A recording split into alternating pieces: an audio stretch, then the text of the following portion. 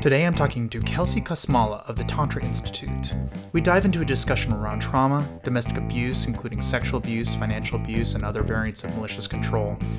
We also talk about generational trauma and how it might even affect the minds of world leaders. We round out the discussion talking about yoga and Tantra and how these things are all interconnected. Please enjoy my conversation with Kelsey Kosmala. Hello and welcome to the RSnake Show. Today I have with me Kelsey Kosmala. How are you? I'm doing so well. How are you Good, doing? good. We first met each other through IBL, actually. I used to work there. And you actually pinged me, I don't know, maybe a couple weeks back, something like that, maybe 3-4 weeks back, talking about a new thing that you were doing, which I thought was actually really compelling. I think I pretty much right away said, hey, you should probably be on this podcast. You did, indeed. Yes, it was flattering. Well, I think this is the kind of topic that's a social issue. And one of the things I think is really important to talk about is the types of social issues that I think we all sort of know happens, or instinctually we sort of have some sense that these things are happening in the world, but maybe not as much or as clearly as I think you are focused on it. And so it's worth, I think, spending some time to kind of dig in a little bit and understand a little bit more about this topic. And so what we're going to be talking about is abuse. And I think it's a topic that fortunately I really have not had to personally be involved with too much. I've not been abused in any meaningful way. I've been cyber stalked quite a few times. That certainly counts, but it does. But not in the traditional way that I think most people think of abused. And so as we kick this off, I think it's worth hearing a little bit about this alliance that you're part of, the Hope Alliance. Sure, yes. Yeah, Hope yeah. Alliance is very close to my heart. Mm-hmm. It's a nonprofit in Round Rock in Texas. And basically they provide homes for women and children and dads and families who are escaping being victimized, sexually abused, violence in their home. Mm-hmm. So they provide childcare, they provide food, shelter, beds, accommodation for 30 days, and even coaching to help. What kind of coaching? Well, many types of coaching. There's therapists there, and then also people who help them fill out paperwork, legal paperwork, perhaps apply to jobs if they're in a sticky situation and they need to find a job, which is very, very important. The legal stuff being like divorce and custody? Sure. Yeah. Yeah. Okay. Anything like that. And restraining orders, I'm sure. Yes. Restraining orders. Yes. Yeah. Mm-hmm. Yeah. Okay. And then one of the other things I saw, I'm not sure exactly where I saw it, but somewhere maybe on the website, was that they have a store inside the premises. Can you talk about that? They do have a store. It's very cute. So women and everyone really can donate old clothes, and they have like a little shop there.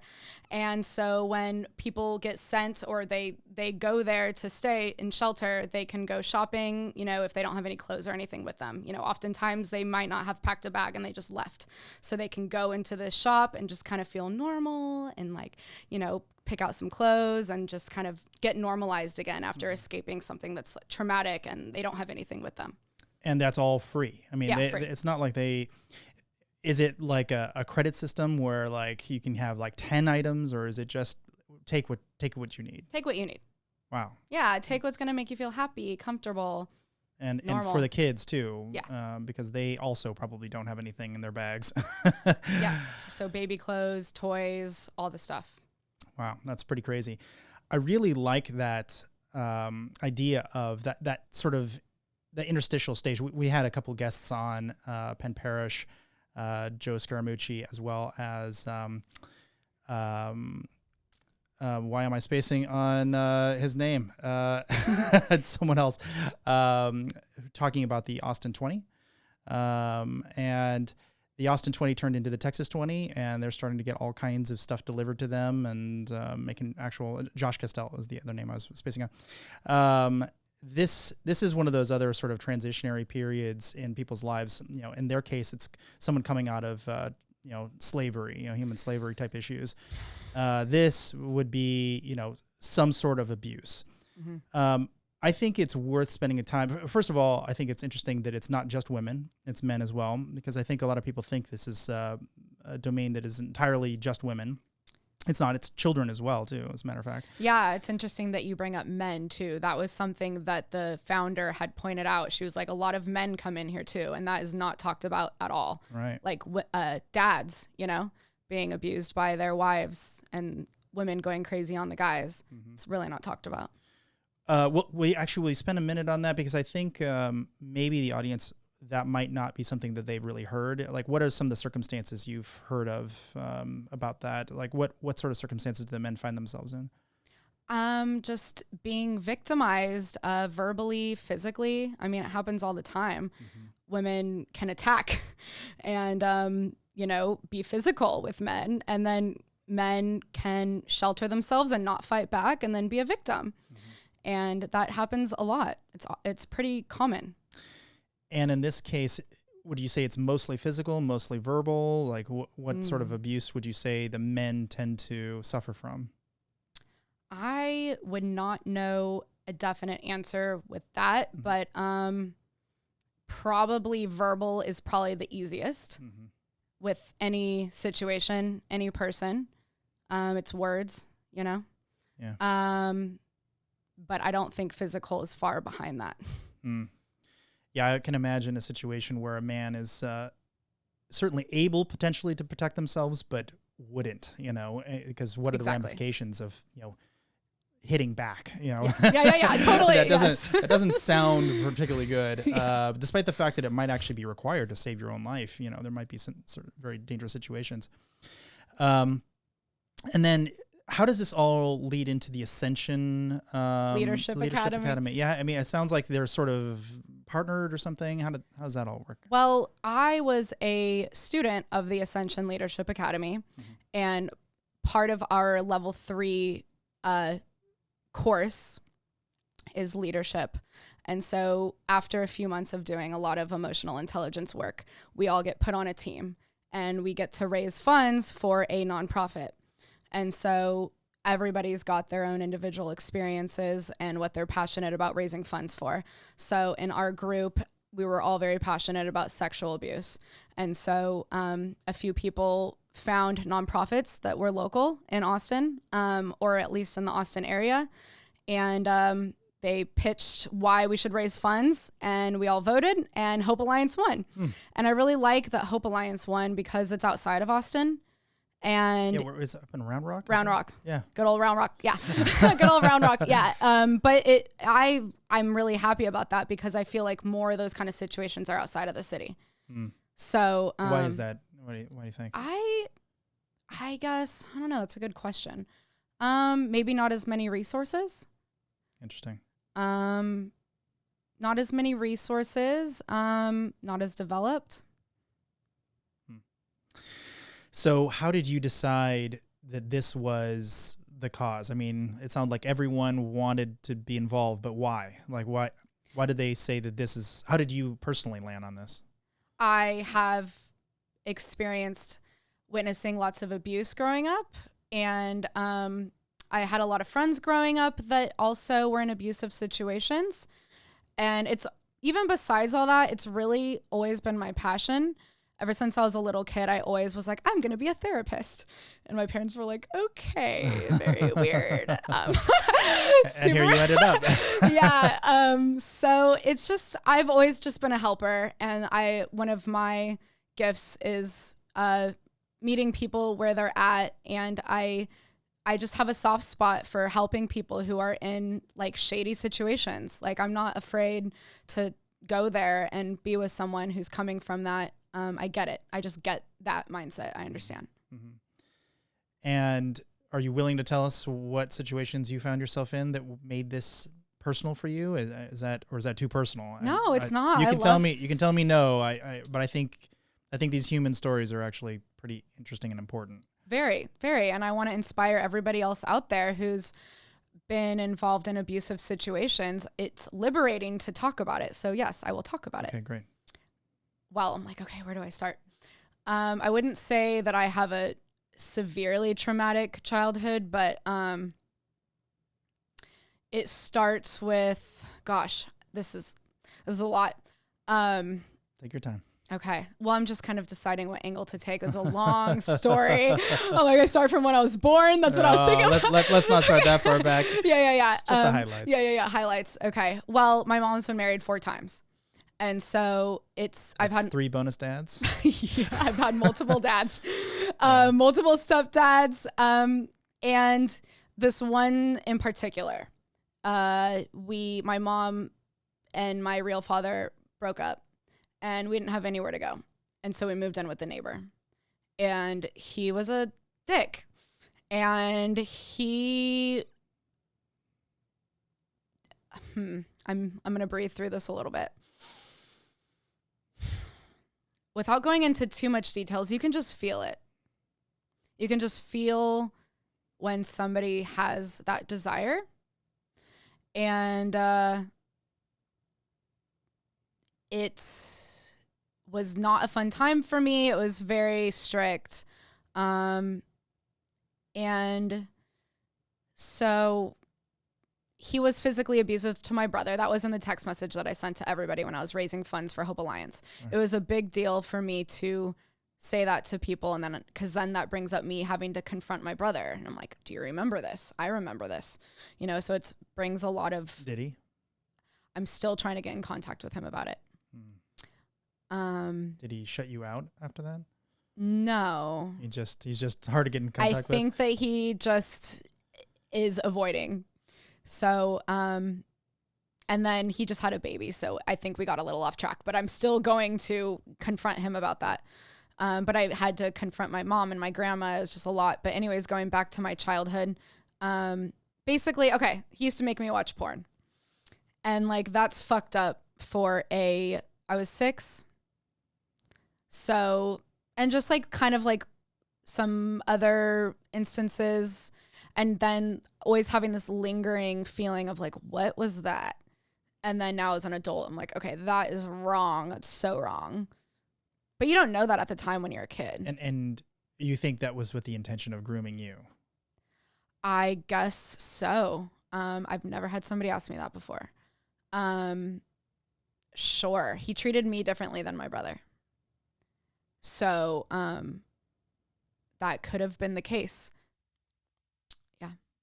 Well, and so what happened? You just, your mother decided it was over for other reasons, and so nobody was happy in that situation. But what was the deal breaker, which I confronted my mom a few years ago when I did some other personal development course, and I called her and I told her, I was like, I don't know why I just remember this. It's so vague, but I do. And she was like, yep, it's true. She was like, back then we had Blockbuster and we had bank statements. And she said that during the summer, he kept putting us to bed earlier than would have been normal. Anyways, basically he had been renting a lot of porn via Blockbuster, and my mom found it in all the bank statements, and we packed up our stuff and left that day. And then we never talked to him again. One thing I think is very common that I hear is women who are, specifically women with children, when they leave their husbands, they very often just end up somewhere else. And it might as well be a roll of a dice. I mean, it's not necessarily a safe place. It's not even really a place in some cases. It's just whatever they can make it to in that time period. So if you don't have a place like this, this boutique where you can go get clothing and, hang out and rest your head, where are you going to go? It might be the next door neighbor who you may have absolutely no idea if this person's, grooming your child for, some sort of exploitation. Yes, I'm glad you're saying that. And then it goes into, where did we go after that? We moved in with her friend, which was a party house, was there for a few months, then moved in, and then she met my stepdad, ex-stepdad. And it wasn't a bad situation, but not the best. I mean, it was good. It was good for what it was. It was fine. But there's still, I I guess, that scarcity mindset of where do I go? Can you take care of me? Mm-hmm. And that has always been my mom. Who's going to take care of us? And that's then really that scary. Cycle keeps continuing. And then back then you have 2 kids, you're a single mom. Where do you go? She wasn't supported by her parents. My real father was not paying child support. And she didn't know, internet was not around then. Mm-hmm. And it's, somebody who's going through that. I mean, it takes a lot of courage to be like, oh, I'm going to go to a shelter. Like, is that even crossing your mind at the time? It could be like, oh no, it's not that bad. He just hit me. It's fine. It does just continue the cycle without some mental health help, guidance, therapy. How do you think it affected you after it was all said and done? I mean, it can't have no effect. I mean, you got to, I mean, I feel like you're a pretty resilient person from what I've been able to gather, but also that's got to have some sort of lasting ripple effect. I have been overly tough. Tough. It's hard for me to be vulnerable. It's scary for me to be vulnerable. And then, also generational trauma. I'm carrying that scarcity that my mom had with me, and I find it in myself all the time. And it's like, I have to tell myself, this isn't even me, this is my mom.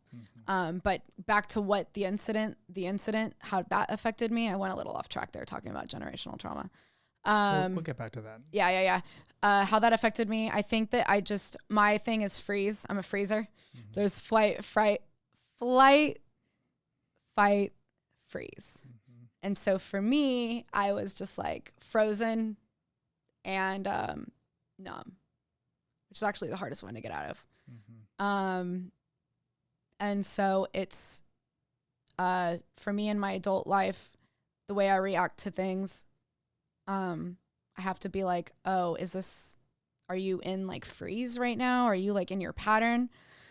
And then I have to tell myself, okay, do this other thing, even though this feels totally out of your comfort zone and not what you would normally do. This is how you're not going to be in this like trauma.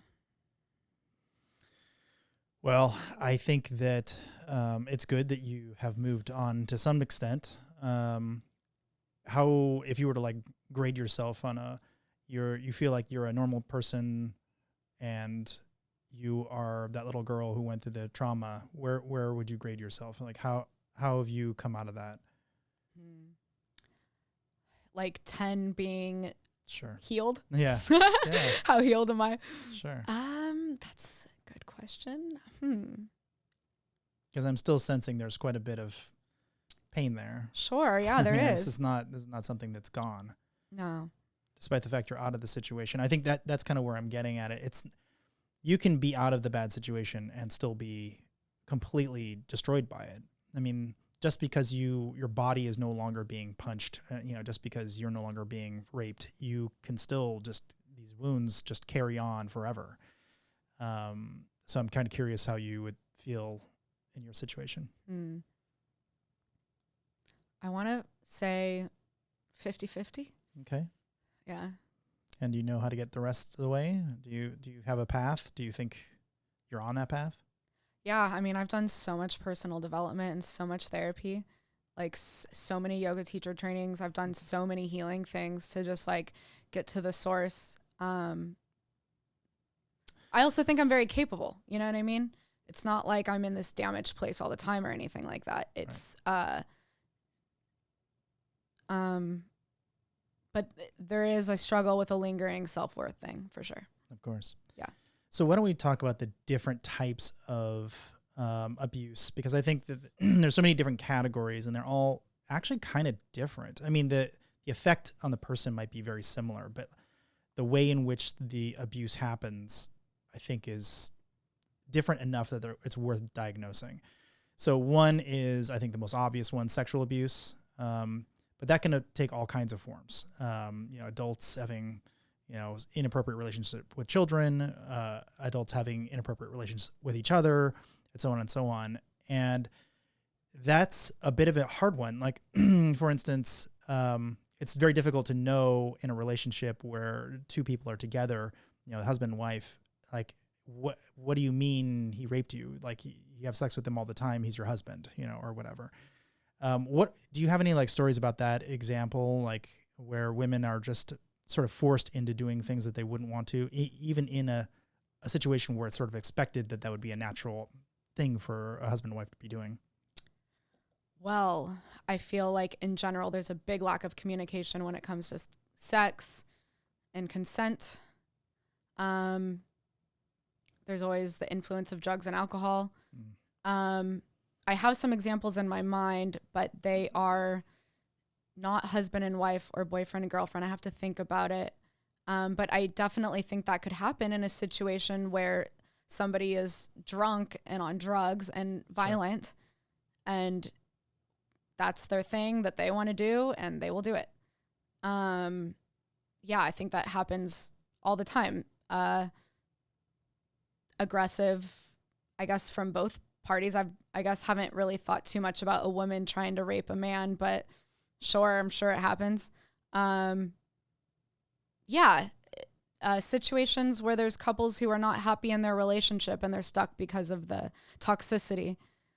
I've definitely been in situations where women have been overly aggressive on something, whatever it is, and mostly I just shoot them down, and they're not going to physically harm me, so it's not really an issue. But I could definitely see people being in situations where that would just be like, wow, I do not want this to occur. Like, what is going on? Either direction. And sometimes that can get truly physical. Absolutely. I could totally see that happening.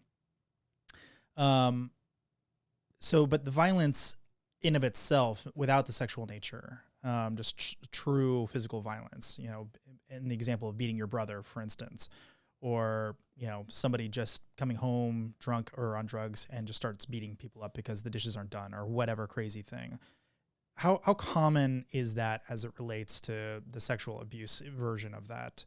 Is that extremely common these days? That sort of strikes me. I realize this is a very, very common thing, but it sort of strikes me as sort of something you almost hear out of antiquity. This is like something that used to happen in the 50s. The angry husband would be coming home and his, a domestic partner, goddess hadn't done one very specific thing, and all of a sudden he just goes on a rampage. It doesn't feel like it's out of the modern day, except for perhaps some sort of backward societies. But like, that can't be true. I mean, it still has to be happening all the time. Sure. Well, according to Hope Alliance, yeah. which is where I have all my data because Sure. I work directly with them. Yeah, and, they're dealing with people firsthand. 33% of women have been abused by a romantic partner. Mm-hmm. Wow. So that's 33%. a lot. 1 out of 3. Yeah. That seems almost too high.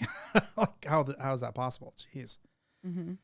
And these are self-reported, but is this group, the people they're asking this question of, are these people who come in through the program, or this is just in general when they ask any old woman walking down the street, have you had this something is through happen? the program. Okay. So actually, that's a good question. I would imagine so. Okay. I would imagine this is just okay, to clarify, this is just with Hope Alliance, Round Rock area, and the people that they've worked with. Mm-hmm. Got it. Okay.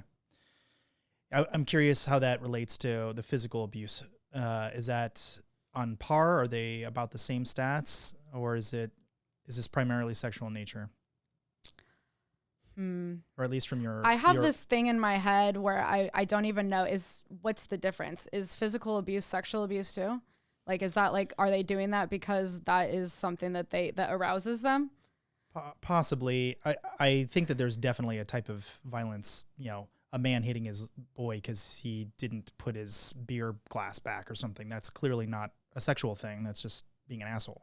Okay. But I think that you could say that all of these are driven from a enormous need for power. And so in that they have a lot in common. It's funny, I had a cab drive back from a recent trip, and this Muslim guy, and he was talking a lot about his religion and telling me I asked him a lot of questions, very similar to this, just got to know them. He was a very interesting guy. And I was saying, what would happen if you just had a massive windfall and you just had all this money, all of a sudden, like, what would you do with it?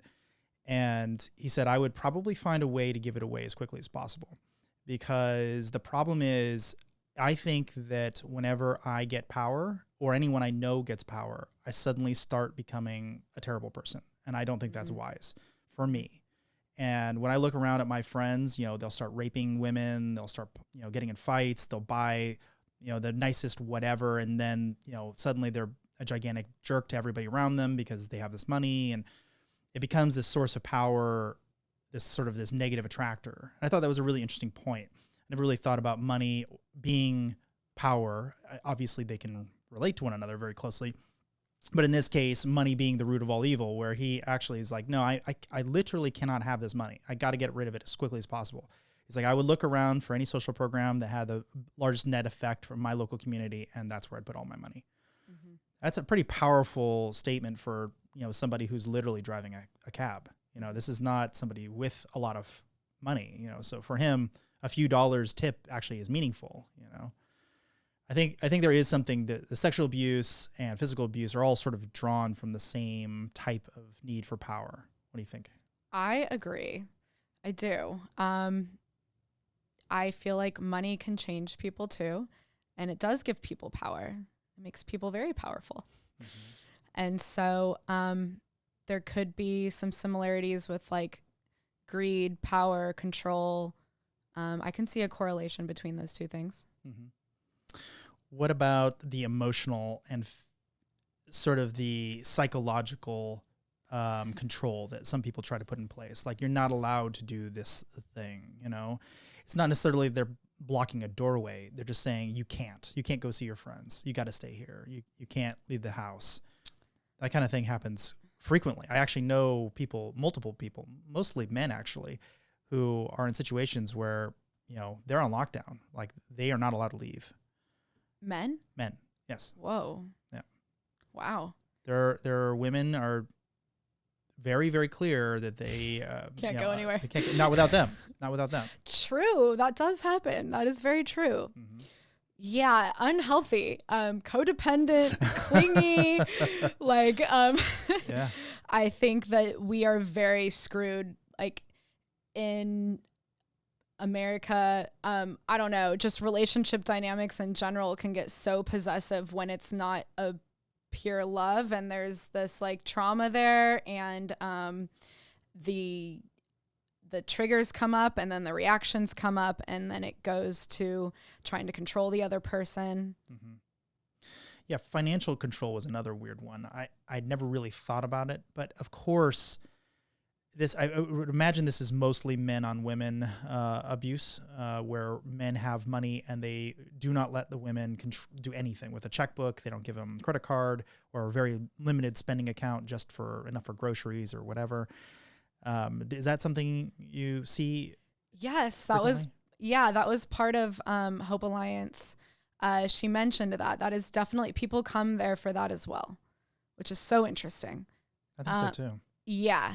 Gosh, I don't have stats written down on that, but I really just have never seen it in person. There's financial abuse. Yeah. That's what it's called. Financial abuse, where there's like allowances.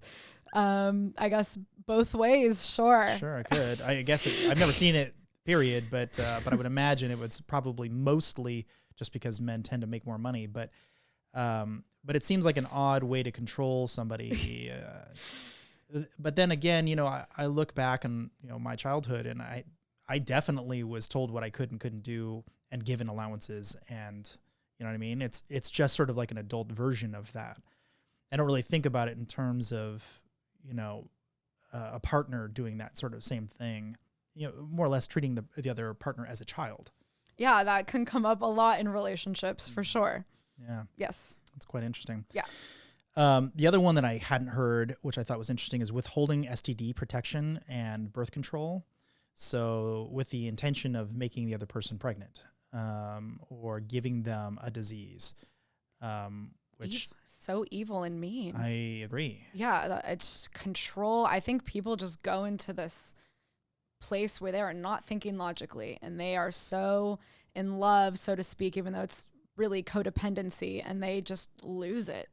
And they just go to extremes and just go nuts. Like, that is insane. I think, making someone, carry your child is definitely a strong sort of built into human beings in general. I mean, the procreation is literally what we're here for, but that seems like a strange. I mean, I have seen men do some very strange things to try to bed women. I mean, incredible in my life. It has been kind of a catastrophe of hilarious, terrible stories. But I don't often see them trying intentionally to get a lot of women pregnant or one woman pregnant, though I have heard of it occurring. And so I usually hear about the other way around. Somehow the woman just wants to get pregnant. That's right. Poking holes in the condoms and so on. Yeah. Yeah. Which, I mean, I truly do think that's a sort of abuse. And I think it's really terrible when it does happen, because obviously the other person didn't consent to what just happened. They thought one thing was going to happen and then something else happened. But you can make the argument the other way. You could say, yes, but why would you sleep with me at all if you didn't know that there was some risk, So I just increased your chances of the bad thing happening, like, substantially. That's pretty interesting. So the one that I personally have the most experience in is stalking. It's just in my wheelhouse of things I know how to do, and it happens a lot in my industry. And I've helped a lot of people who have been stalked, and all kinds of versions of stalking too. Maybe not stuff that everyone's aware of. But what kind of experience do you have with that? The Hope Alliance I would imagine a lot of these, the whoever's left behind is desperate to figure out where they're. Yeah, well, they have like security gates surrounding, and like barbed wire and all that kind of stuff. You have to have a code to get in, and there's people there all the time, so they can go and not be found, or they can't get in. Yeah, that's definitely a thing, because when someone's escaping and there's an unhealthy, violent person, and they lose their victim, they're lost. Their identity is gone. Their being is gone. Who are they? Without this victim. Yeah, I've had a couple of interesting experiences. One of them was a woman who I was mentoring, actually, and I only have a couple of rules with mentoring, and one of them is you just can't lie to me. Just tell me the truth about everything, because it's kind of like lying to your doctor or something. It doesn't benefit you. I'll just give you bad advice. Or same thing with like an auto mechanic. Like, why would you lie about your car's sputtering or something? It just doesn't help anything. Lawyers, same deal. And so this woman gave me a lot of insight into her life as a result. Just started. We were friends, right? So she was telling me a lot about the intricacies of how her life is set up. Because one of the things that you need to do to be good at security is you need to have passwords, and you need to have VPNs and ways to protect yourself from spying effectively. But what she quickly told me is that she wasn't allowed to have passwords that were long or safe or whatever. And I'm like, what are you talking about? I thought she meant like there was some program preventing her from doing it or something. And she's like, no, my husband. I'm not allowed to change my password, or if I do, I have to let him know what it is. And it has to be something that he can easily remember, because he needs to be able to get into my phone and unlock everything at any time. And it took a while for me at first I just thought that was like, in case he needs to call, the babysitter or something, right? Like it didn't really dawn on me at the moment that there might be something much more deep going on there. A year or so later, I found out that was definitely a very abusive relationship, and that was just used as control. All this guy wanted to do is look at every single message that she was being sent to figure out who she was talking to, because surely she was going to leave him, and eventually she did. So that was not an unfounded risk. But that was a very big eye-opening thing for me, where when I see people sharing passwords now, I definitely give them a little bit of a side eye. Like, are you sharing this because you have to? Are you sharing this because you want to? And when you say you want to, do you really want to? Or is this something that's has just occurred? So I wanted to kind of open the conversation to signs, like what should we be looking for? That's a good sign. If I see that happening now, I kind of know what I'm looking at. What kind of signs should people be looking at when they're looking around, like at a bar or at their friend group, or or even in the early stages of dating? What kind of things should people be looking for when they're looking for somebody who's an abuser? The first things that come to mind, the way that they're talking to service industry people. I always notice that if there's some sort of like degrading tone with anybody, public or in customer service. What does that tell you about them?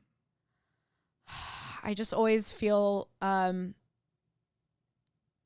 like if there's some sort of degrading with status, that means they want control. Yeah. There's a science around body language. There's I wouldn't call him a friend exactly, but somebody I know who is the foremost expert in body language in the world. And a lot of the things he says he can figure out are only just a small fraction of what's really going on. You know, they can say like, you're looking this way, or you have this feature, you're doing this one thing, this little tick. And all of those are just sort of like percentage adding to what he thinks is actually happening here. So you can never just take one, you know, if I rub my nose, that's obviously a sign I'm lying, or I have an itchy nose, you know, or if I'm looking up and to the right, well, I could also there could be a fly over there. You know, that doesn't mean I'm telling the truth, you know? Yeah, that's why I don't want to be so absolute with the body language. Yeah. I'm trying to think of more like specific scenarios, like what you're talking about with the password. Well, get back to me. Yeah, I will. Yeah. So one of the other things with stalking is doxing. Are you familiar with this term? It basically means putting people's information online.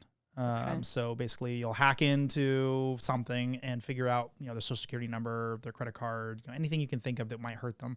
And you'll put that on the public internet for the purpose of making their life hell. It also a whole new world. I know. It can also include email, which I think a lot of people don't really realize is that bad.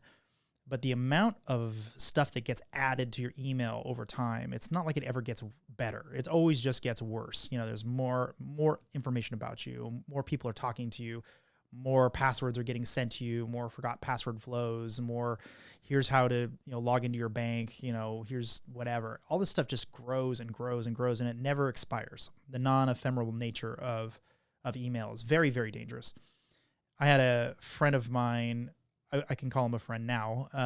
At the time, we were a bit adversarial. So he got he used Gmail, which a lot of people use Gmail.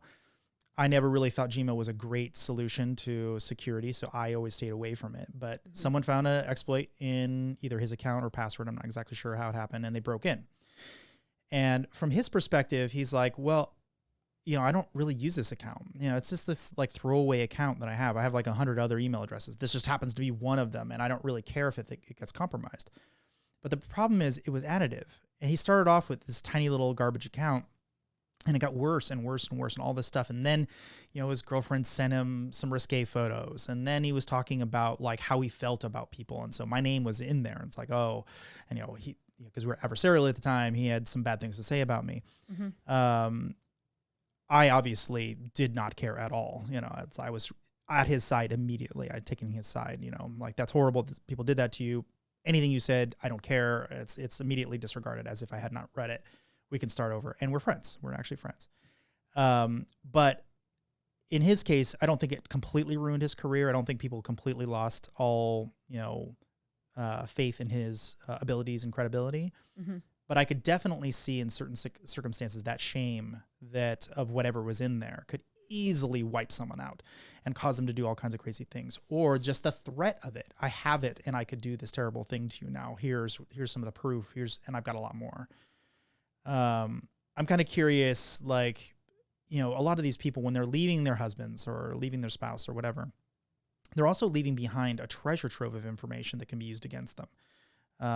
You know, I'm sure there's a lot that is underneath the bed, you know what I mean? And how do these women sort of feel about that? I mean, they've got to be very concerned about their image and how they're going to be seen and how this person's going to talk about them after they leave. And that's sort of the existential threat of leaving is, sure, you might be physically safe, but now what? Now what's coming at me? That's like a whole job right there. Somebody who like separates all of the internet stuff, like all...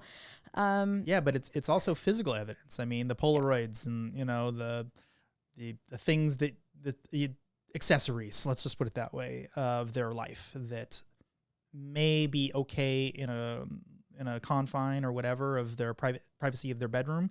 But as soon as that gets out to their employer, or, you know, let's say they're a religious family or something, and suddenly their parents find out that they're into doing things that maybe their parents wouldn't like, whatever. I'm not, I'm trying not to get too graphic here, but you get the idea. There's people have a lot of secrets.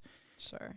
That seems to me like a type of control that someone could wield from beyond the breakup and make it very difficult for someone to say, yeah, I prefer to leave somebody and risk all of this evidence getting out there.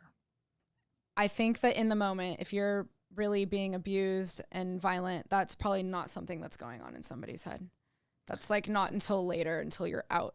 See, I think it's got to become part of the calculus at some point for most women if they're leaving. Most, because one of the only reasons people stay with somebody who's just wrong for them, let's say, I'm not even talking abuse, just something they don't like, is they start looking around like, what's the calculus of which friends am I going to lose because they're going to want to go with the other person? You know, what parties am I not going to get invited to? You know, what am I not going to be able to, what I'm going to tell my parents because they thought we were getting married or whatever, you know? There's got to be something going on the back of everyone's head going, oof, what am I losing by doing this? It's not just, oh, sure. You know, it's not just financial stability or whatever. It's the sum total of all of those different things and the risk of retribution, true retribution, not just physical violence, but in any dimension you can think of.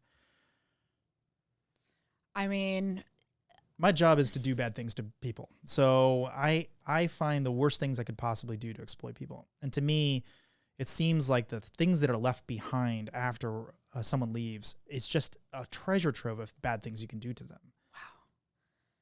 Wow. Yeah.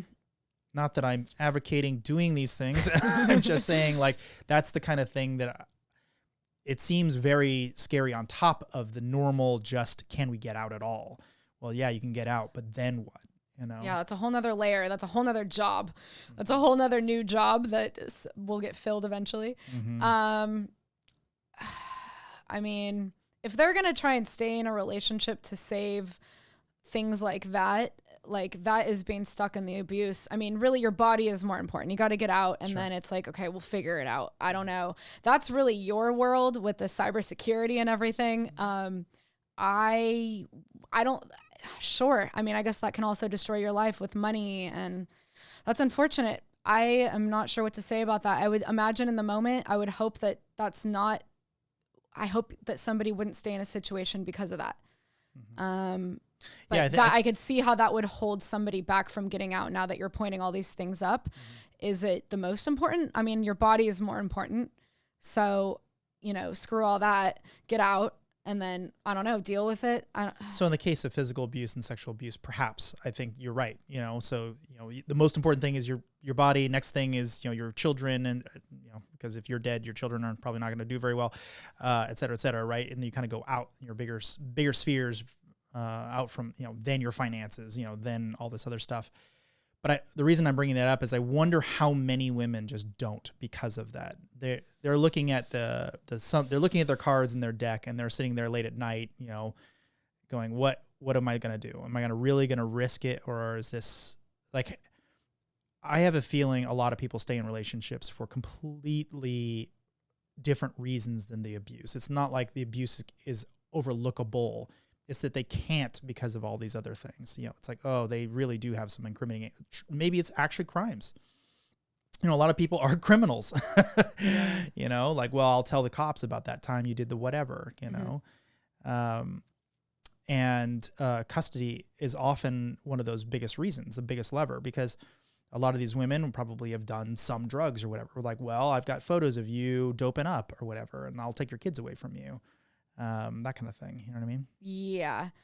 That's a whole nother layer. That's unfortunate. I would hope that that's a sticky situation, because then if you try and sort that kind of stuff out before you get out, then the husband would know. That's probably happening. I wish I had stats on that. Yeah, I mean, it's hard to know because it's hard to prove a negative, right? These people didn't do something. You know, I'd be curious to know, Because I'm sure some people eventually got over that and said, screw it. My life is worth more than I'd rather go to jail and be somewhat safe than be in this relationship where I'm definitely going to get killed or whatever. Yeah. Interesting. So altogether, 54% of assaults are not reported by police. So there's like a whole nother 50% out there of people just staying in it. So who knows what the percentage of that piece would be of people staying because of all of the legal stuff and finances and whatnot. What was the number? 54%. And 54% of people have been physically abused or sexually abused or any kind of abuse? Any kind of abuse. Okay. Yeah. All right. That sounds about right to me. I know a lot of people who've, had something happen in their life where they'll tell their friend group, but they're not going to go to the police. Mm-hmm. Partly, I think just because the evidence just isn't there. It happened. It was quick. And what are you going to do? And oftentimes people don't even know that they're in an abusive situation, like the password story that you're talking about. Right. Exactly. Or that they're being abusive or they're the abuser. Mm-hmm. You know what I mean? And they're saying mean things and controlling the other person. Right. So in information security, there's this weird issue where obviously for many reasons it'd be good to monitor people's emails. You just make sure they don't have viruses, make sure that they're not doing bad things like sending corporate secrets out to the competitor, right? There's a lot of reasons, just normal business in the course of normal business type stuff that you'd want to do. But I've talked to a couple of people very highly placed in very large companies who said the problem is occasionally we'll end up finding out that someone's in an abusive relationship and there's a crime being committed.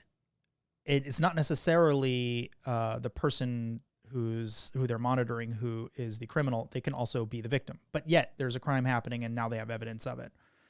Now they have a duty of care. And they have to go do something about this. They have to tell the police about this. And so you just sitting there at work minding your own business and all of a sudden the cops come in and say, sorry, we're going to have to take you away from this person. We're had to arrest your husband or whatever. It's like, whoa, what just happened? Like, well, we were monitoring your email. Whoa. Right. Which I think is going to happen a lot more than people realize coming up. Okay, good. Well, good and bad, because now I think what's going to end up happening is it's going to force it underground. A lot of these normal communications that were subpoenable and were things that you could say, here's some evidence. I can go back in time. I can show you all these emails that were coming in, blah, blah, blah. I think what will end up happening is more and more people will start using ephemeral messaging and start coming up with ways to hide this information. Yes, some people will go to jail and that's good, but ultimately it will make it, I think, much harder for law enforcement. Wow. Yeah. I'm a little on the fence about that. Like, obviously it would be great if you could put more people in jail. There's some civil liberty stuff involved there too. It's like, I'm getting high with my friends on the weekend. Should you really bust down my door? It's like, well, there's a duty of care. There's a crime committed.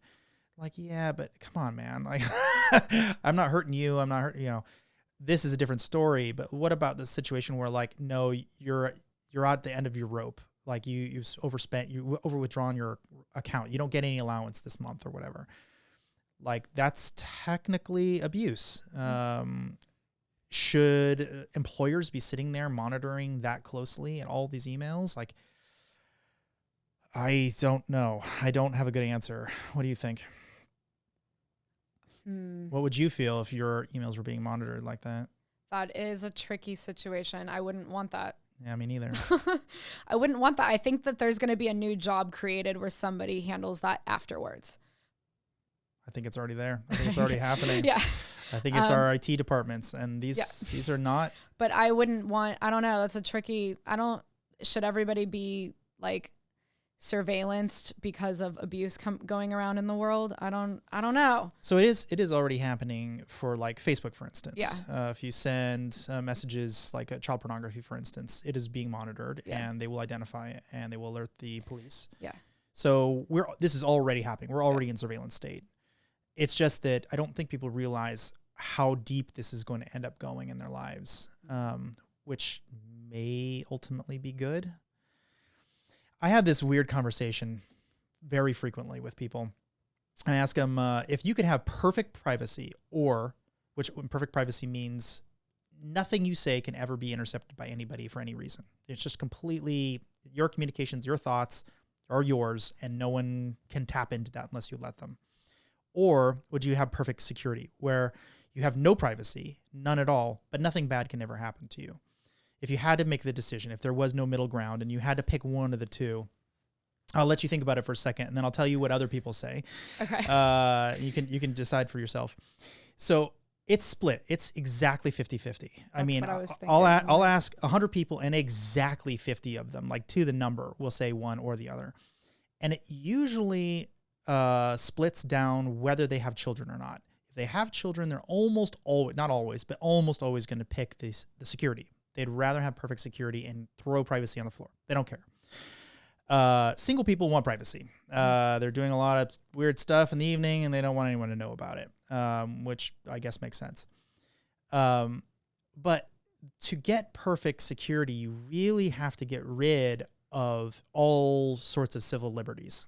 And you basically have to live in a totalitarian regime where the government gets to say at any given time that anyone who does blah goes to jail, and they already know who that is.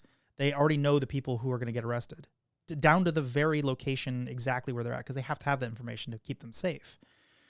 That is a very awful society. I mean, a lot of countries have tried this. It did not go well for them. People keep saying it'll be better next time. It never is.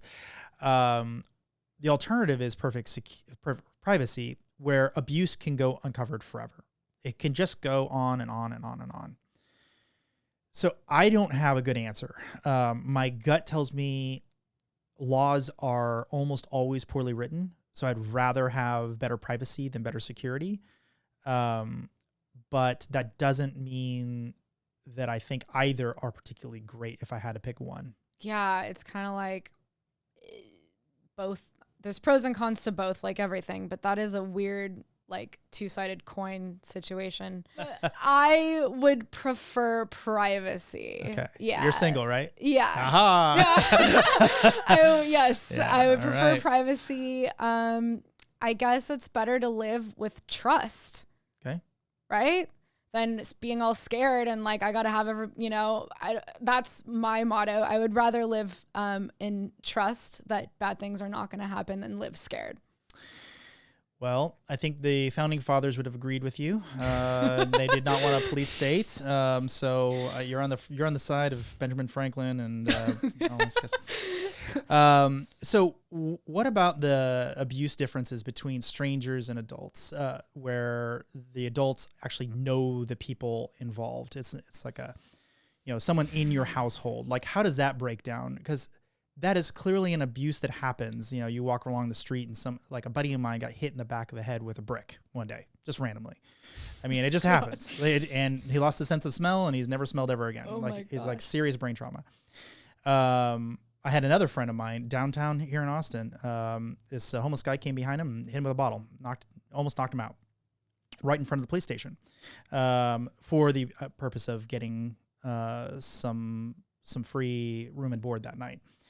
On behalf of the taxpayers. So random abuse happens all the time, but it's a different kind of abuse. I think. I don't necessarily think it has the same long-term, even if it has the same physical symptoms compared to when you were a child. Right. And so I think this brings me to your generational abuse thing. Like, how do you see abuse between those different cohorts, where one is like, I know this person, they're supposed to keep me safe, and yet here we are, versus just some random act of abuse? Well, abuse happening when you're developing is going to put an imprint on you and change you forever. It does. It changes you forever. I mean, you can work through it and go to therapy and work on getting that energy and that programming out of you. And then that's what will break the generational trauma. But really, when something happens traumatic when you're a kid, it's going to stay with you forever. And it's going to impact your decision-making and your worth. Mm-hmm. But you can have trauma as an adult as well. But I think that we have the tools to get past it. Whether it be something physical like that, you do physical therapy and you can move forward. Perhaps your body maybe you don't notice, but maybe your body inside might still forever be working through it. And then it manifests in other ways, and it manifests mentally or some other physical manifestation. So I just think that we have the tools as adults to get past it. But as a kid, something happens and then you think that that's normal. And then all of a sudden it creates a whole new reality, a whole new programming of what is right, what is wrong. And then you mimic, and then they mimic, when they become adults and continue. One of the things I think is most common about trauma survivors that I've noticed is hypervigilance. They're always on the lookout for the next thing that's coming at them. And therefore, it's very hard for them to ever feel stable or loved or cared for or whatever. Yeah, that I could speak to. I feel like that is them being in the trauma still. I actually am thinking about a friend I just met up with a few days ago, and I could just feel it coming off of her. And I was like, it's not normal to be scared. There's good people in the world. It does. It puts you in that fear. And I've done a lot of work to where I know that there's good people out there. You can go into the world and trust and not be like scared that someone's going to like steal something from you or something at the store. Something bad is going to happen. It's that fear mentality, the scarcity is a side effect of trauma. That's a way to tell if somebody has been traumatized, if they've got that fear mindset, that scarcity. Yeah. I mean, in every different dimension. So like monetary, I've got to always have a little bit of money set aside because you never know when you're going to have to run, or always having a little extra food and not just because it's a good safety thing. Like, no, really, I might need it. Yeah. And I like that you're bringing up money and food because money is directly correlated with your worth. There's a correlation there. People who money makes their identity, there's some sort of self-worth thing going on. So it can manifest in that way of like hoarding money or spending money or being uber successful and wanting to make a ton of money and then using it for control. It's because it's tied into survival. Money is your survival. And it's at that level of survival. And if you don't have food, you're not going to last very long. I mean, shelter is another very, very important one. So it's kind of cool that this group helps people just find a place to crash for a month or whatever it takes. And then what's the process? So someone comes in or they get in contact with the group, and then what happens? Like, what's the sort of the next? How do they go through the process? What does that look like? So, well, first they go to the hospital. So they call the hotline. Then there's somebody who goes to them and gets them to the hospital. Because they got to get pictures of the abuse or evidence of it. They probably are bleeding or had their head bashed in or their vagina is open and bleeding. I mean, if abuse is happening, then they probably have to go to the hospital. Or just to get a checkup, just see where they're at. It's the first step.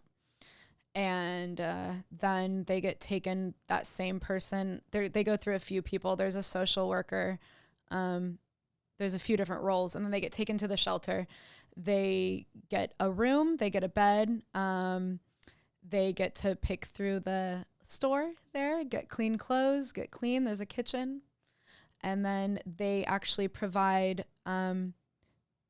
transportation for the kids to go to school so that the parents can just kind of like decompress a little bit, go through therapy, eat, just get comfortable, get their head straight a little bit. And then Hope Alliance will literally take care of their kid, take them to and from school while they just kind of figure out what their next move is. Mm-hmm. And is there a typical thing that happens after that? Do they help them get work or help get a permanent residence, or how does that work? That is up to them.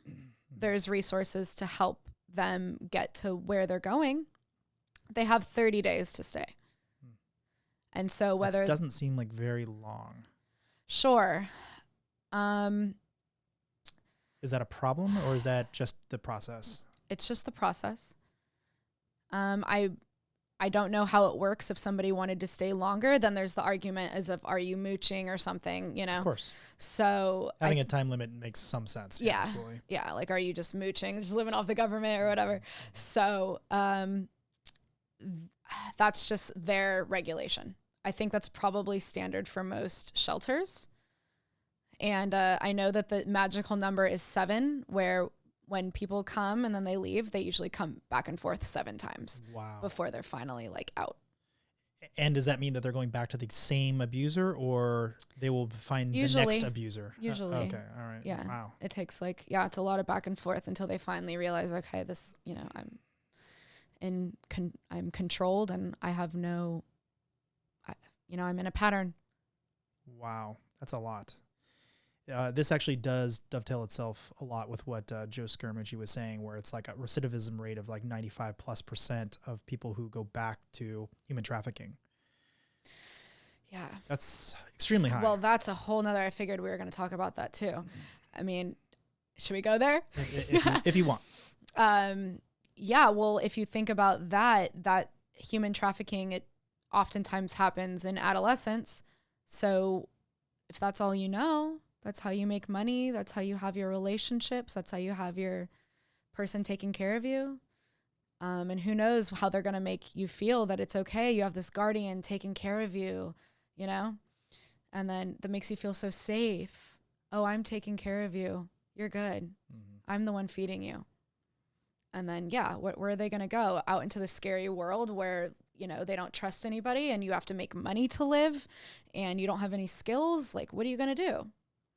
Yeah, that's the skills seem like the hardest one for me. If you don't have any skills at all, you've effectively been a child your whole life. That's going to be, the world is not a friendly place to people like that. No. And then there's the self-worth. And then there's also the body is probably craving that because that's what it's used to. Mm-hmm. Yeah, I would imagine so. Yeah, I think Joe was saying something along the lines of, and also it's the lifestyle. There is a lifestyle associated with whatever that abuser had. It may not have been a great one, but it was something. It was something some sort of intimacy or some sort drugs. of familiarity. Yeah, familiar. Yes. Mm-hmm. I think it's very difficult. I think one of the problems that I think this is more women than men, although I've seen both.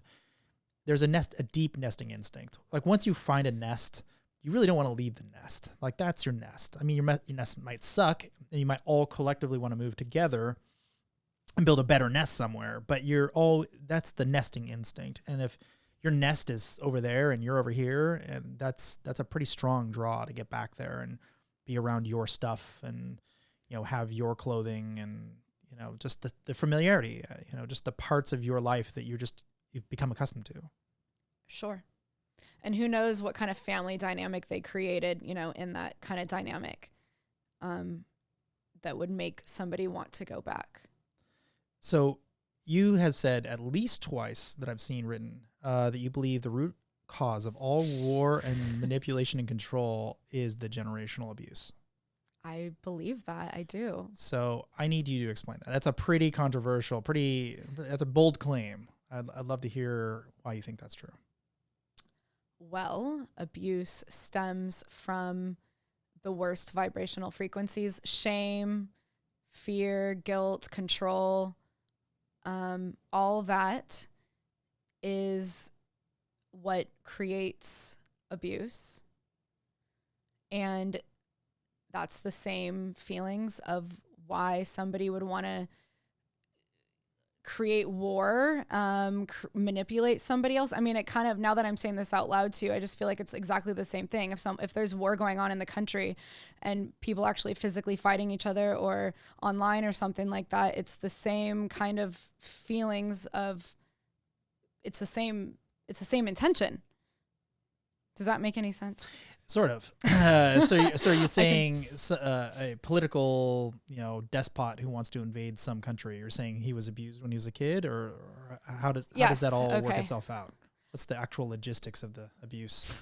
You're like, what's the logistics? Yeah, I need to know if this is true. And I'm not saying I think it is. I don't know. That'd be really interesting to try to figure it out. I mean, I just don't know why I don't understand why war and manipulation would happen without trauma. I don't get why somebody would be evil without that. But why generational trauma? Like, so for instance, I think Hitler, the bulk of his trauma was actually experienced in World War One. It was, sitting in the trenches, seeing all his buddies die, and then he comes out, and there's a lot of issues related to him having trouble getting into places he wanted to get into and feeling like he was out of control and watching his country decline because of bad treaties, et cetera, et cetera. That doesn't seem like generational issue, although maybe also. That seems more just like somebody who's very mentally disturbed and PTSD and et cetera, et cetera. And definitely short man syndrome, trying to identify as much control as he could possibly get. I mean, well, I feel like there's been a lot of trauma in previous years, right? People were mean to each other. People would hit each other. And that was just kind of the norm. So over the years, I feel like. Oh, I see. So you're saying culturally, in general, people were more abusive back then. Yeah. Interesting. Yeah. And so, which has, in our past, there's a lot of war and there's a lot of control and people not liking each other and countries. And I feel, the Holocaust and slavery and all that, like over the years, that was kind of the norm. And I feel like we're just now coming to a point where we're aware of this trauma, this like fog, and we're starting to be nicer to each other. Although war is still happening. So I don't know. Well, maybe Putin has had a very terrible childhood. I really don't know. I mean, you could be right about that. I tend to kind of back up and say, well, what would it take to have a good leader then? If you want a leader who presumably war is bad, or at least starting war is bad, maybe protecting other people is good, but at minimum starting a war, I think we can all agree in general, is not great. What would it take to have a good leader? So we have nuclear weapons, we have biological weapons, we have chemical weapons, we have a lot of insanely good conventional weapons, and a bunch of weapons that people don't know that we have. Somebody's got to be in control of that. Someone's got to be their finger on the button, ready to say, yeah, I need to use this, or this has to be done. And not only that, it has to always be an option, because if it isn't an option, someone who does have nuclear weapons said, well, they're not going to use it because that person who's in control isn't capable of doing that terrible thing and destroying all of humanity at a push of a button, just to prove that you're never going to win this war. So don't even start it. So what kind of person do you think it would take to have somebody who's strong enough mental willpower to be able to destroy all of humanity, like actually can do it, but also has zero inclination to want to, just like there's just no point in doing it. You need somebody who's as dangerous a person as you could possibly ever imagine, and yet all of the self-control. It seems to me you need somebody who's a little messed up in the head. I don't know. I mean, if I had all the power in the world, what would I do with it? I don't know. I think I'd probably sit on it and not do anything with it. And you need somebody who's willing to actually press that button. I don't think I would be the best, president of the United States, for instance, because I don't think I would press that button. So I think you need somebody who is willing to end all life. That's a very specific kind of person.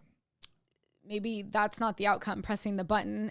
There's other alternatives. Sometimes. I mean, if someone's throwing nukes at you, your option is to do nothing and get nuked, or press the nukes back. And if you don't press the nukes back, well, then civilization will survive. There will be civilization. And that's what would be going through my head. But if there's no risk of you pressing that button, if you don't come across as being crazy, at least, whether you press the button or not, maybe is a different issue. But if you don't come across as the person who will push that button, definitely will push that button, then there's no risk. Then you might as well just get rolled over, because you're never going to protect your society. This is a very complicated question. So I look at political leaders, and there's all kinds, right? There's bleeding hearts, there's comedians, there's despots, there's all kinds of different types of political leaders. And it seems to me that the political landscape is, largely, who and how well you poll, which is kind of a weird way to pick a leader. But the other half of it is, are you the kind of person who's crazy enough to kill every person on the planet, or at least be perceived to be that kind of person? I really don't know. I think that you've got a point. So back to the generational trauma piece. Yes.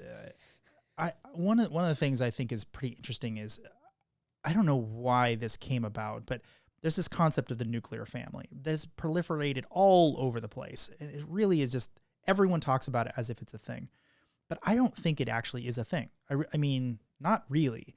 If you look at our biology, if we look at how we function, human babies are worthless. They're just a big ball of, messiness. They're hungry all the time, and they don't know how to clean themselves, and they're just constantly a problem. Mm-hmm. If you only have a mother or a father, well, one of them is going to have to go get food and resources, if not both of them, especially, back in the caveman days or whatever. And if you have two children, that's just double the problems. That's not making it easier. So that's the nuclear family part, the 2.5 kids. You have to have grandparents and uncles and aunts and people around you and a society around them to take care of those kids, because the parents are going to have to sleep. They're going to have to do stuff. They're going to have to leave. They're going to get sick. Some of them are going to die. You can't just have two people in a relationship and call it a day and just say that'll be enough. It just isn't enough. It really, really isn't. And for anyone listening, if you're not like actually building a cohort of people who can work with you and help you with your kids and your life, like you're missing out on a huge part of what humans evolved to be. Mm-hmm. But I think back to this generational abuse thing, one of the biggest problems with a woman on the run with her kids, whether she's truly on the run or just in a shelter or whatever, is she really loses, or if she hasn't already lost, all of what was the nuclear family and all of her rest of her support system. They're just gone. She really doesn't have them. So if that shelter isn't providing her that exact kind of support that an uncle and an aunt, a grandma, a grandpa, or whatever, the people around, there would be that support system for that person naturally. Like, we don't have any safety net at all at that point, because people really have divorced themselves of their, direct siblings or whatever. Like, no, they live halfway across the country. And like, oh, I see them on Christmas and Easter. Like, that's just not how humans evolved. I mean, we had a very tight support system. Like, how does that all sort of tie in, do you think? The lack of support. Yeah. I feel like that is part of why everybody is so lonely these days. They're so scared. Without support, you're just on your own, and then you're making your own decisions, and your decisions might not be good. And then you've created your own reality of could be totally skewed, not going to help you. I feel like the lack of support is a major problem for anybody, with kids, without kids. Like, lack of support will hold anybody back. Well, I also think it probably contributes a lot to this problem, because this is the generational part. So if your parents had whatever issues they had, and then you have children and now you have issues, you can't look backward and say, hey, can you give me support, my parents? Because they're just not there. They're not part of your life really at all, hardly, if they are. And if they are, they're probably toxic and so on, right? There's all these other issues. And then it just kind of trickles down, generation after generation, where you do have true generational poverty as well as abuse, because you're never really getting out of that cycle. Yes, I believe that is correct. Like low income, staying low income would be an example of that. Mm-hmm. Single mom has kids, and then the kids become single and divorce, and divorce is prominent in the family. Yeah, I think low income is like a pretty good example of that. Mm-hmm. Yeah, the number one, I forget where I heard this or read this, the number one thing that people need to think about when they're trying to identify whether they're going to live a prosperous life or not is, don't commit crime, don't have kids with the wrong person, and have a job. Yeah. That's it. Everything else will just sort of take care of itself. And I think having the children with the wrong person is a real problem. That's how you end up back in this cycle. It's like, well, he reminds me a lot of my dad. Yeah, but your dad was an abuser or whatever, like you probably shouldn't be with anybody that reminds you of anybody. That's the familiarity peace, you know, going back to what you know. Yeah, exactly. So the Ascension Leadership Academy, tell me about it.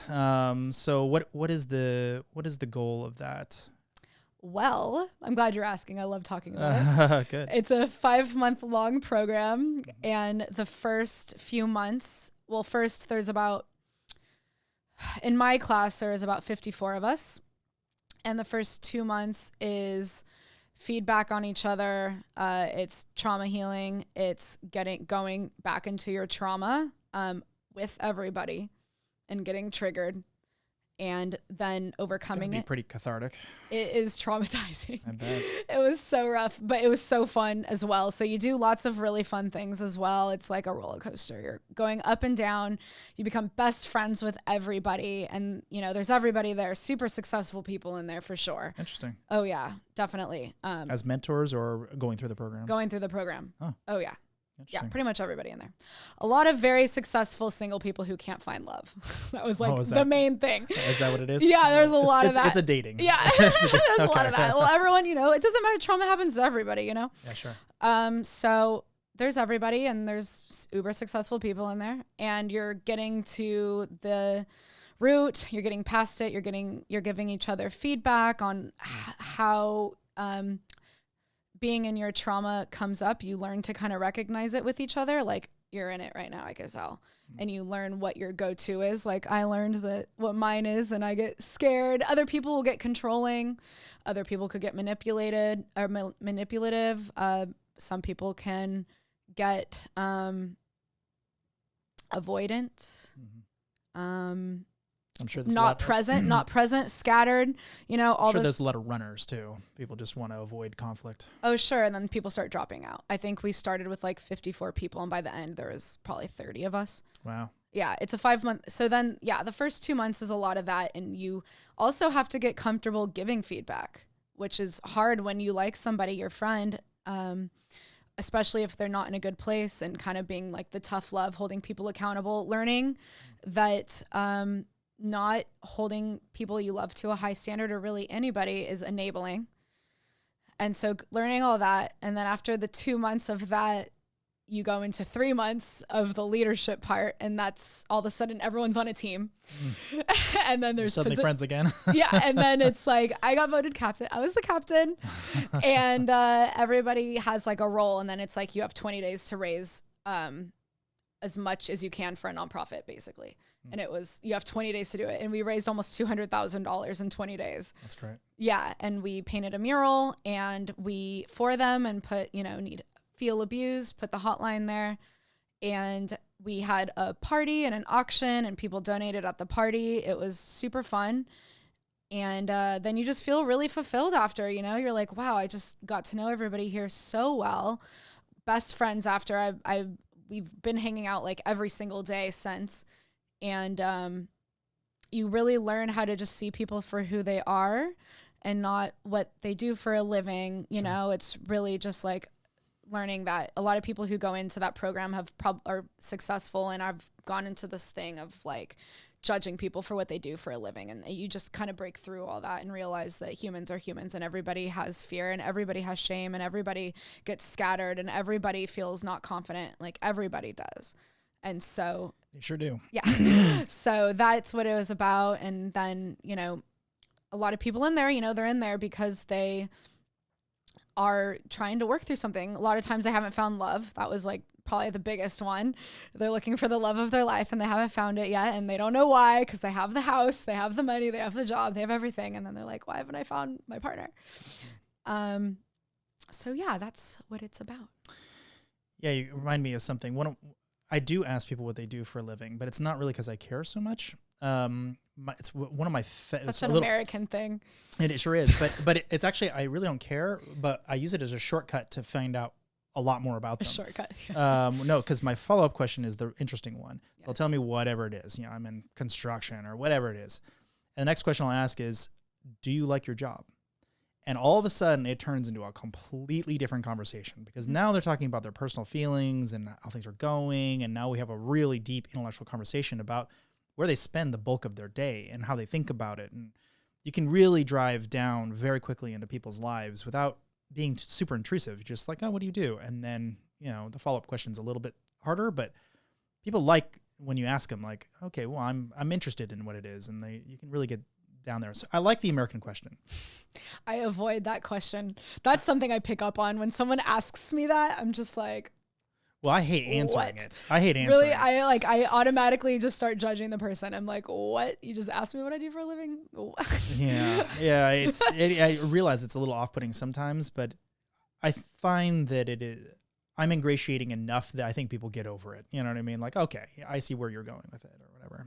They give me the benefit. You have your plan. You have your they give me the benefit question. Okay. Yeah, I do have I definitely have a follow-up question because I really don't like the small talk. I don't want to know what they're doing for a living. It's not actually, I don't care at all. Mm-hmm. But I do care about who they are and what they're interested in and why they got where they're at. And that's much more interesting. That's really nice if you say that to somebody, that would be appreciated. Yeah, I agree. Mm-hmm.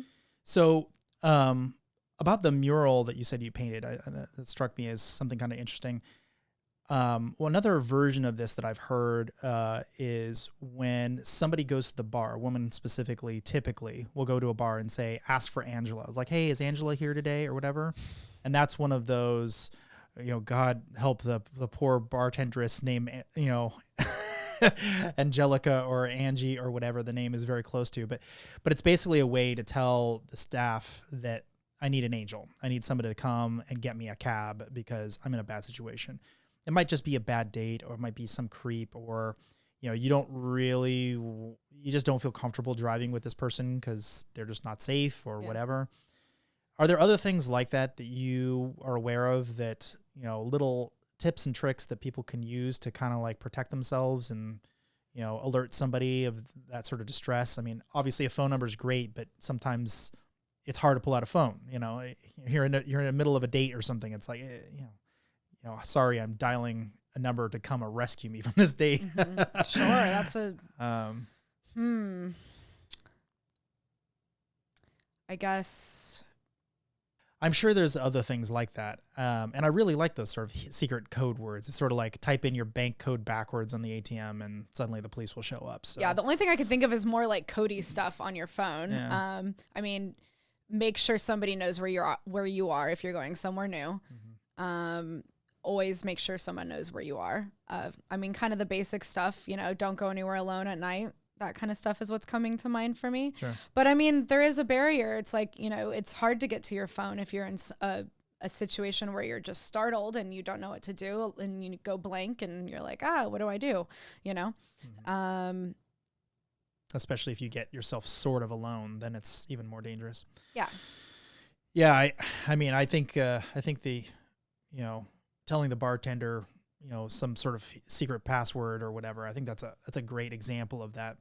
I know there really probably should be similar things at hotels, for instance.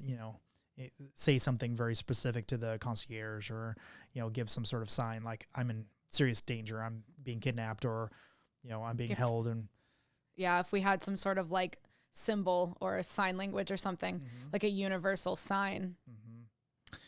Yeah, I think there should be something like that. So maybe you can come up with it. There you go. I'll be the one, everyone. Don't worry. I figured it out. Yeah, I think it'd be pretty easy to train staff. And that's something that you could do behind someone's head or whatever to say, like this is a serious situation. Mm-hmm. Got to get the cops involved. Okay, so you're also, among other things, a kind of a traveling yogi. You've taught a lot of yoga. And so how'd you get involved with that? Well, like I said, I've always been interested in psychology. Mm-hmm. That's my jam. Data and all that is the other side of the spectrum. I'm like a psychology person. Mm-hmm.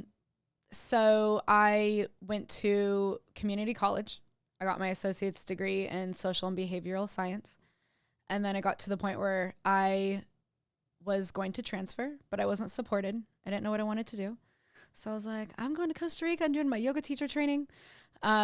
I was just fascinated by the body and the breath and the psychology behind, I guess, the intelligence of your body, and learning to heal yourself from the inside out is just fascinating to me. Just anything with the mind and the body is like my jam. So it was kind of the reason I got my yoga teacher training was because I wasn't supported in college. And so I felt like that was like a trade school kind of a thing. And so once I got into it, I was obsessed, and I just went, and then I went to India, and I was like, I got to go to India. I got to get to the root of this. And then it just spiraled. And then I did my Ayurveda yoga teacher training, which is it's the oldest written medical system. And it's how to live a life that will keep you individually present and healthy. And then, I could keep going. It looks like you want to say something. No, not at all. I guess my take on yoga has always, the mystical part of it, I could give her, take or leave or whatever. Yeah. But like, I don't need that mystical part. Well, but I do think that there is definitely something about the mind-body connection. 100%. I 100% believe it. Mm-hmm. So, for example, a trick that I learned, this actually came out of the Air Force. They realized one of the most important things about sending bombers up is you need to get your bombers back in the air as quickly as possible. So you send your bombers up, drop a bunch of bombs, and you land, and now your people are exhausted, and you got to get them back in the air, but they're tired. So you got to get them to go to sleep as quickly as possible. Mm-hmm. So after years of research, they realized there was something very simple they could do. Basically, it's sort of yoga-ish. You basically like relax your jaw. You start with your jaw, relax it. Close your eyes, your sort of your whole head at the same time, then your whole torso at the same time, then your hips, and then your legs. And then you just breathe naturally, get in a comfortable position, breathe naturally. And then you basically don't think about anything at all. And if you have to think about anything, if your brain's like trying to think of something, picture yourself in a dark place, firstly, and then just think the words "don't think" over and over again. Don't think, don't think, and just do it over and over. So on a whim, I decided to try this. It absolutely works on me. Typically I can get to sleep in under 90 seconds. Wow. Using this technique. And that's what they found as well. That's what the Air Force found. So they get the bomber pilots in a seated position, nice and relaxed-ish. And then they send them through this thing, and 90 seconds later, they're asleep. So I definitely think that there's something very real about what you can do with your brain, how you can get it into a certain rhythm. There's a lot of things about blinking very, very quickly to stimulate sleepiness, and a bunch of other versions of this, right? So I do believe there is something. I'm not denying that. And I do believe breath control is very important. And I do believe centering yourself and being more cognizant of yourself and your body and how you really feel, as opposed to the direct emotional thing that's hitting you right this very second. Like, take a step back intellectually, think about what's going on. How do you deal with that? I mean, how do you deal with a naysayer like me, who I believe in the physical components. I believe in something I can hold up and do experimental science on, but I have a hard time with the spiritual aspects. Well, I mean, I was in that world for 3 years, Yeah. I mean, I appreciate your point of view. I appreciate it. I'm open. I do believe in science, but I am a firm believer of energy, and we can still be friends and whatnot. But I feel it. I know it. I feel it. It just makes sense to me. It's just the way my brain is. But how do I deal with you? I mean, I respect you. You have your own brain. You have your own way of looking at things. It's up to the other person if they can tolerate me. That's really usually what it is. But I'm open to everyone, and I'm open to lots of different points of views. And I totally respect your point of view.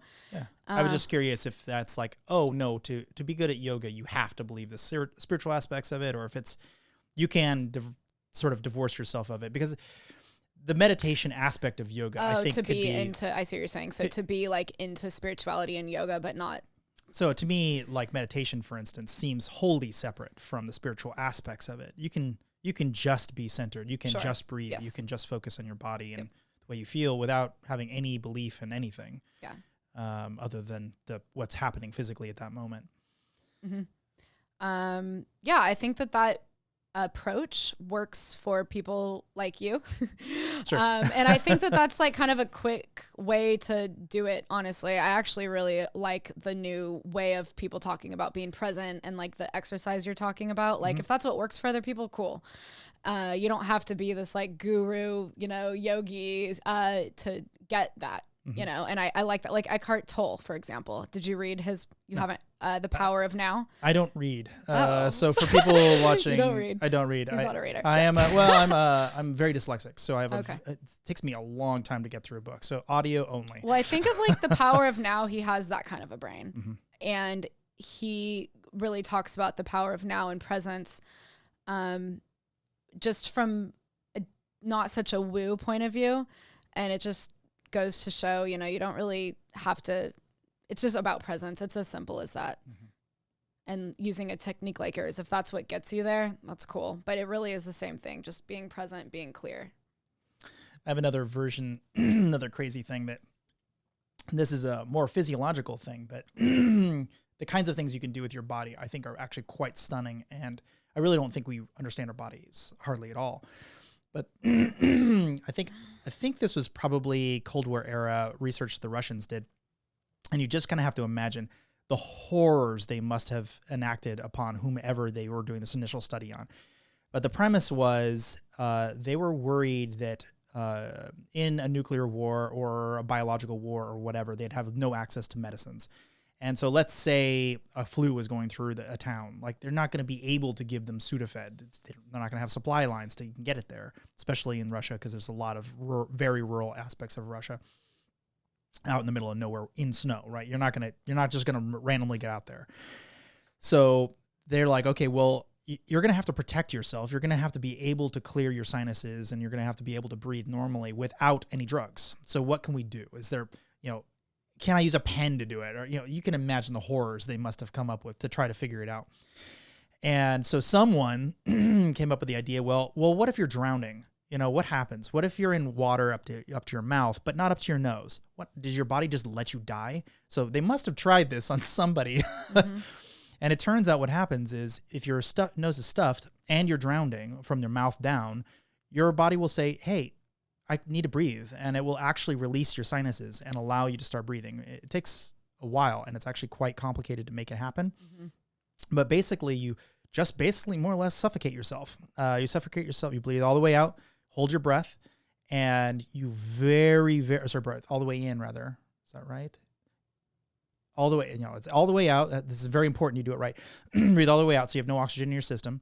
And then very slowly, as slowly as you possibly can, after you're done and you're starting to panic, and you're holding your mouth this whole time, you slowly start breathing in as slowly as possible through your nose. And your body will go, oh my God, I'm going to die. And so all of a sudden your sinuses will go whoop and all open up. It's a very weird feeling. And I've gotten good enough now. I don't even have to use my mouth, or covering my hand over my mouth. I can just do it. So sometimes back before COVID, when being sick in meetings was a thing, I could do it 2 or 3 times and no one would even know what was happening. Wow. So I really believe that and that's all mental, really, if you think about it. I'm not actually touching my mouth at all. It's just a breathing exercise at that point. No different than a meditation exercise, really.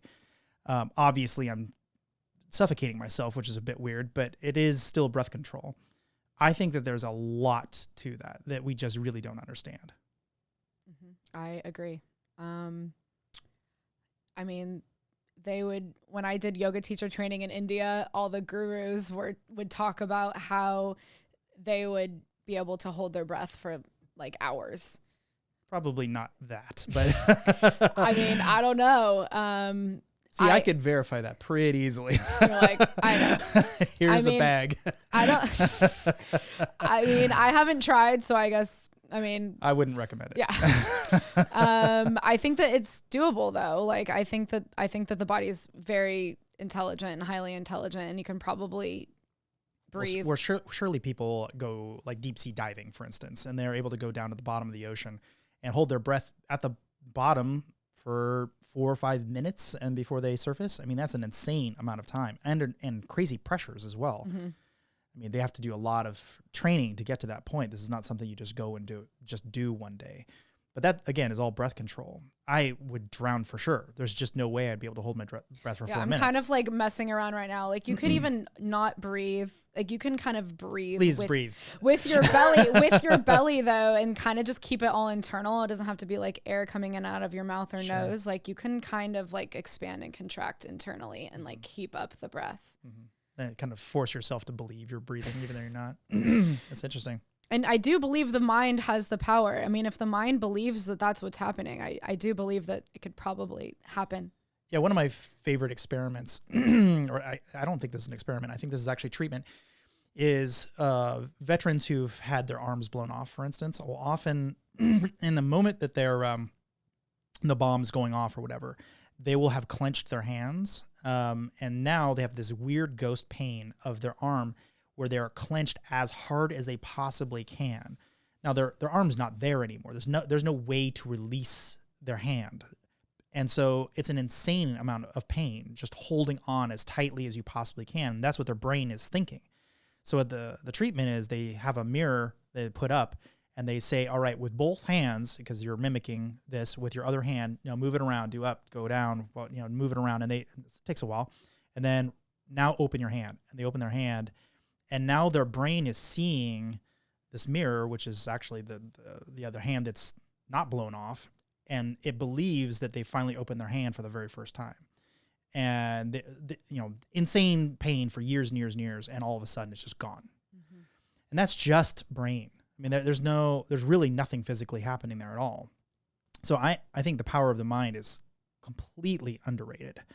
I think you absolutely have a lot more control over yourself, your body, how you react to things, how things impact you than most people are aware of. I agree. Cool. I'm glad we're in agreement. Yeah. All right. So your current gig, the Tantra Institute. Talk about that. The Tantra. Oh, Tantra. Wow. I spelled it wrong. All right. Okay. Tantra. Tell us about it. Okay. What is it? I'm so excited. Okay. So it's Tantra is a branch of yoga. And it's about enlightenment and manifestation, and really enlightenment is probably the best word to use, through sex, through intimacy, polarity, masculine and feminine energy, and using that as a catalyst to get what you want, and using it as a practice, like as a spiritual practice, like a meditation practice. Tantra would be like sex, meditation, basically. And so is this meditating while you're having sex or before, or how does that work? While you're doing it, and before. Okay. And after. Okay. It's a ceremony. It's sacred. It's special. Mm-hmm. And this can be with yourself. It could be self-pleasuring, or with a partner, or multiple people, or whatever your jam is, whatever feels right. But it's very interesting. The Tantra Institute has multiple classes and courses and events that they do. And it's all circled around understanding masculine and feminine energies. And what is that for the audience here? Yeah. The audience. Okay. I think a lot of people are getting a little sensitive around gendered terms. So it is. I personally am not, by the way, but I think it is worth explaining. No, it is. So there's a difference between masculine and feminine energy, and then gender. So you have masculine and feminine energy. I have masculine and feminine energy. And it's learning in relationships and in intimacy how to kind of bounce off of each other. Like a very beautiful relationship in a masculine and feminine dynamic. And you can do this, with two men or two women. Like, you could have the masculine and feminine dynamic with two women or two men. So it doesn't even really have anything to do with gender, actually. Masculine is like grounded.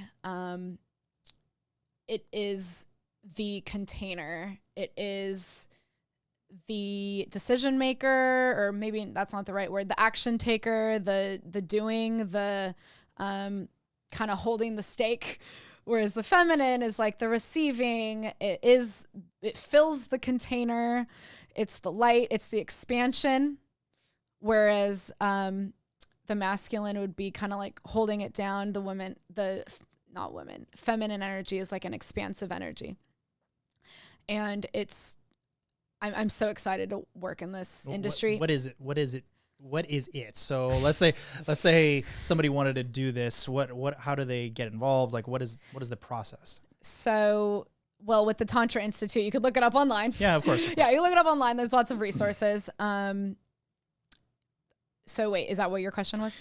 Yeah, but I mean, so let's say somebody wanted to do this either by themselves, join, or as a couple or whatever. What's the sort of process? What do you do with them? What's the ceremony look like? I guess. Sure. So what I'm actually doing is I'm doing Tantra speed date. What's that? Well, before I say that, Okay. so there's other courses and stuff that my business partner and other teachers are doing that I will get into later, but I'm just kind of starting. Tantra speed date is a dating event with Tantra. So it's different than your typical speed dating where you just have a conversation. It's stuff where you're eye gazing, you might be dancing with each other for like a song. It's more of an energetic connection. It's like, okay, do I like, am I vibing with this person? Like while I'm dancing with them, it could be like hugging each other. Like, do I like the way this person is hugging me? And like learning about how to consent. Do I even want to? Do I feel comfortable with this person asking? So is there any talking happening at all, or is it all okay? Yeah, there is. And so you will find out if they hate your cat or something. Well, it's all kind of prompted. Some of the exercises will be like talking to each other about what your vision is. Just more deeper stuff than just the small talk. What's your vision? What do you want? That kind of stuff. And each station is different. And it starts kind of, it's all PG, but it gets more intense as you go along. And then there's some tools that will kind of help make you feel vulnerable, that will it's designed to put men in their mask. I shouldn't say men. Well, in the speed dating dynamic. You're allowed to say men. In the speed dating dynamic, it is men and women unless we do like a gay event. Sure. But it's designed for men to kind of own their masculine. Like, for example, one of the stations is for the men to get on one knee and then like look up at the goddess that you see and appreciate her for what she is. And my message, that's why I'm smiling, I'm so passionate about this. Like, I want the world to know that when that dynamic is happening, we can relax. Like, the feminine can relax and we can be ourselves and we're not so like wound up and tight, is when that dynamic is happening. And oftentimes, like, I feel like this information is so new. That's why I'm so excited to announce it to the world. There's the wounded masculine and the wounded feminine. Like, a lot of men are in their wounded masculine and they are not, it manifests as controlling. And that would be like a wounded masculine, but women have it too. They have like a wounded masculine, which would come out as like controlling the other person or however it manifests. And then there's like the wounded feminine, where maybe a man who has the wounded feminine energy would be that they're not vulnerable. They're not opening up, something like that. This has a lot of similarities to the good king and the bad king archetypes as well. Which is, or the good queen and bad queen, same thing where, the good queen is, caring and loving of her people and whatever. And the bad queen is, you're not allowed to leave, you're mine forever, that kind of thing. So similar archetypes. Yeah. Which goes again with the trauma thing. You know what I mean? So like the wounded masculine would be like the traumatized masculine and traumatized feminine. So anyways, in the speed dating event, it's it's more than just a dating event. It's really showing people how to just connect. And like, maybe you meet someone that might not be romantic that you genuinely like vibed with. Sure. A business partner, a friend, or whatever. I did my first event a few weeks ago and it was sold out. I was so proud. And like a whole group of people went out to dinner after. It was so nice to see. And I'm doing the 8-week erotic sovereignty course with one of the founders right now. And it's about using sex and like the study of it and self-pleasuring to get rid of the shame, the shame trauma. That's the root. Is the shame is the lowest vibrational frequency. That is like the worst that you could feel. And there's so much shame in sex. And so one way to get that out of your body is to go into it feeling like doing the work to not feel shameful about it will get that trauma out of your body. Sure. Does that make sense? Yeah. So that's the world that I am entering. And how long have you been doing this now? I just started. It's kind of familiar to me and natural for me since I have a background in yoga. So I've been familiar with this kind of stuff before, and the energy piece I'm very familiar with. Sure. But I just facilitated my first event 3 weeks ago. It sold out. And I'm going to do my next one July 16th. Is this Austin only, or is this? It's all over the U.S. Oh, It's wow. in Amsterdam. Okay. I'm actually taking over like that whole piece, which I'm so excited about. Cool. Yeah, Awesome. like I'm handling all the Tantra speed dates all over the U.S. Oh, great. Yeah, and we're going to be facilitating. We're going to train more facilitators. We're going to keep expanding. So people can meet you on the road. Yes. Awesome. Yeah. Cool. Yeah. Okay, so how do people get in touch with you? Because there's a lot of things we talked about here. There's the Hope Alliance, there's the Ascension Leadership, and the Tantra Institute. Yes, so how do we? You can How do we get in touch DM with you? me on Instagram. Okay. And I'm Kelsey, Kelsey, Cosmos with a K, Kosmos. I mean, I'm on LinkedIn, Facebook, Kelsey Kosmala. You can just look me up and you can find me on all the platforms. Yeah. Well, this has been very interesting. We covered a lot of topics, but I think it was worth doing. And actually, strangely, these things all very much dovetail into one another. So it makes sense. I mean, your life has followed an interesting trail to get us here. So it's very, very interesting. Yes. All right. So, Kelsey, thank you so much for coming on the show. Really appreciate it. And all the best. Thank you. Yes. Thank you for having me. Uh-huh. Woo.